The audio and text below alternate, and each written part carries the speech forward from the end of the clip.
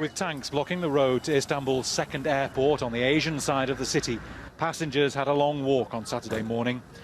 By now, Turkish soldiers involved in the failed coup had surrendered, leaving the police to guard the abandoned tanks. But just a few hours earlier, those soldiers had been on the offensive. Here, they're lined up on the Asian end of the Bosphorus Bridge. Then they opened fire in the direction of people gathered at the opposite end. The crowd on the European side didn't move. Instead, they started singing the Turkish national anthem. Don't be afraid, it begins.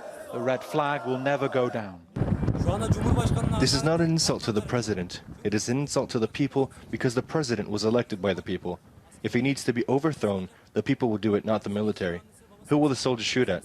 His own mother who raised him? His own father? There was a period overnight when it was hard to work out who was in charge of the country. As Turkish fighter jets flew low over the city, police scrambled for cover.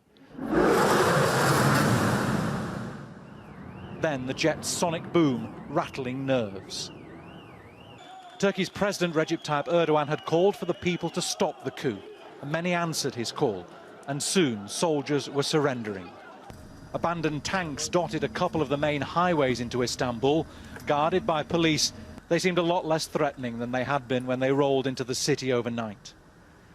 And in the centre of this city of 19 million people, there was relief as well as anger. We are shocked that this could happen. These soldiers shouldn't be behaving like traitors. Those soldiers are our children. They thought those in charge of were good men, but they are not. We are not scared. We trust our army. This is a country founded by a general that holds its military in high esteem. It took the government less than 24 hours to reassert its authority, and some people have gathered here to celebrate that fact. There is, though, still considerable shock across the political spectrum. Shock that a military faction believed it could bring down a democratically elected government. Bernard Smith, Al Jazeera, Istanbul.